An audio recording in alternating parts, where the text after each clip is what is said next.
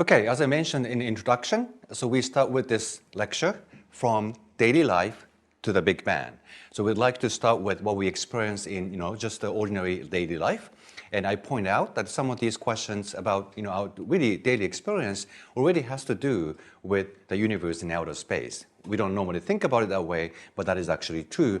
So I'd like to emphasize the connection from daily life to the Big Bang.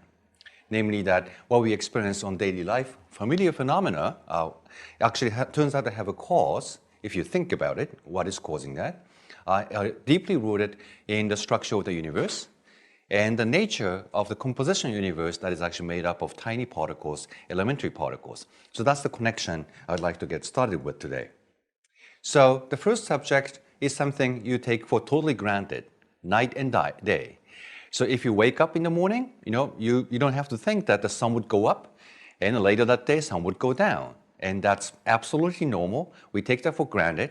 We never question why that happens. But that already has to do with the fact that we are actually sort of floating in outer space and rotating around. And of course, every one of you knows this. So the many phenomena we see today actually have some background in what's going on in outer space. So as you see here in this animation, the day is because the part of the Earth received light from the sun, right? But we know the Earth rotates. So only the part of the Earth that's facing the sun is lit up and becomes a day. But the other side is in the shadow of the Earth itself, and that's the night. And as the Earth rotates around, different part of the world gets shown by the sunlight, and that's how we think the sun rises and sets.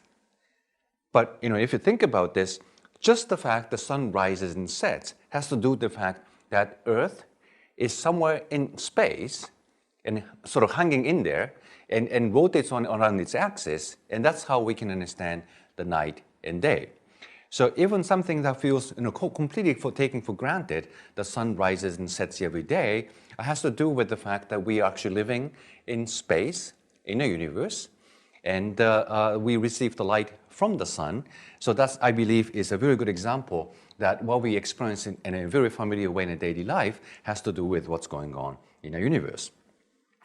So many phenomena we take for granted require thinking about actually outer space and how the universe actually works. But now you have to think about the following question.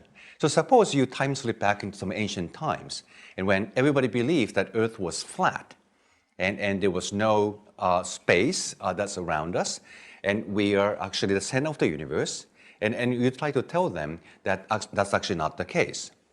And if you try to tell them, well, that day in light was already an evidence that we are sort of hung in empty space, receiving the light from the sun, they may not agree with you because they may still think that, well, okay, Earth is flat, there's some end to it, and the sun rises from one end and then sets on the other end, and everybody else in this outer sphere, which has nothing to do with us. But then you can point out the fact that there are 4 seasons we experience in a yearly cycle.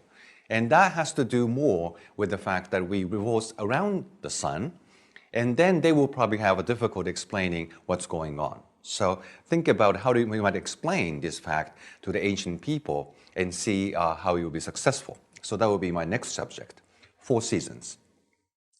And as you, of course, know, that the Earth revolves around the sun once a year. And the way we understand the seasons is the fact that the Earth rotating axis is actually not straight up, but slightly tilted. And that's what you see actually, for example, in this picture here. So this is a situation in the summer in the northern hemisphere. And you see the axis pointing out this way. So what's going on here is that Earth is tilted towards the sun if you happen to live in the northern hemisphere. In the same way, if you happen to live in the southern hemisphere, and the opposite end of this rotation, revolution around the sun, then southern hemisphere is pointed towards the sun in this season. But in the same season, northern hemisphere is pointed away from the sun. And that is what determines the 4 seasons. So if you're living in the northern hemisphere, here you're pointed towards the sun, and that would get you receive more sunlight.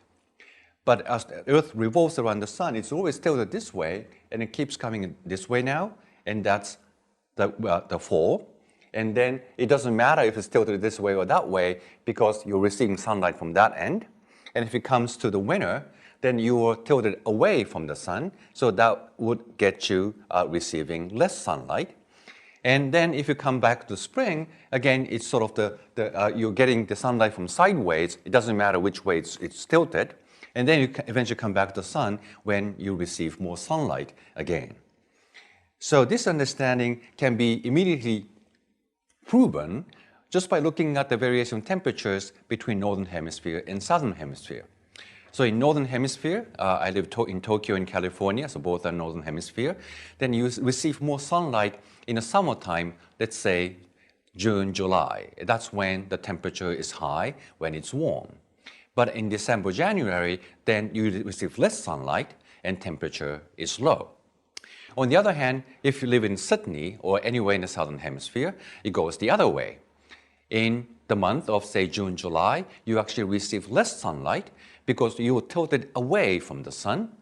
But in January and December timeline, then you receive more sunlight and the temperature is warmer. So the variation of temperatures are opposite between northern and southern hemisphere. So, and when I actually learned about this in school, and I got really moved that you can understand these seasonal variations by the fact that Earth is moving around the sun. So that's actually a phenomenon happening in a universe. You really have to think about outer space to understand this phenomenon. And just to show you why the tilting towards the sun or tilting away from the sun really tells you the difference between how much sunlight you receive during the summertime and winter time. So when you're facing head-on towards the sun, then the whole area you're pointing to, it receives the sunlight fully. But if you are tilted away from the sun, so it's like this picture, so your area is now tilted away, and then you receive less sunlight, as you see here. So when the tilting angle is 60 degrees, as in picture, then you receive only half of the sunlight, as you can see. And that goes by the cosine, the sinusoidal function and trigonometric function. So depending on the tilting angle, you can immediately compute how much sunlight you actually receive based on that angle. So that's how we understand the 4 seasons.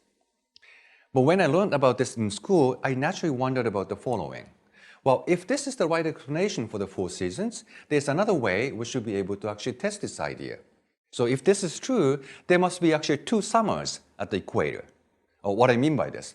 Well, if you happen to live on the equator, let's say in the summer month in northern hemisphere, then you see that equator is not facing right at the sun, right? It's actually sort of tilted down that way.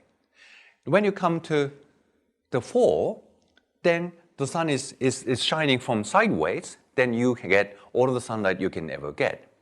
And when you go to winter month in northern hemisphere, again, equator is now this way.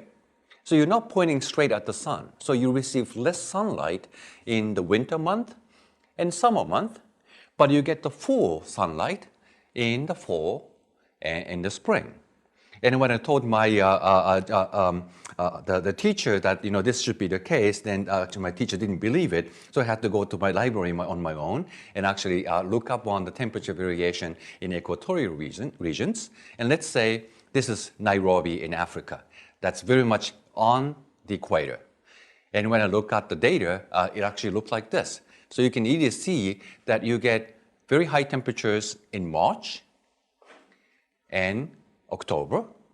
So that's sort of the spring and fall in the northern or southern hemisphere. And when it is the summer in the northern hemisphere, like this month, then the temperature actually goes down.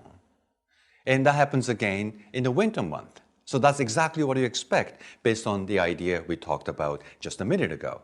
So this is the way you can verify that our understanding is indeed correct. So in the equatorial regions, then you get actually 2 summers and 2 winters every year. And that's the way we really understand what's going on.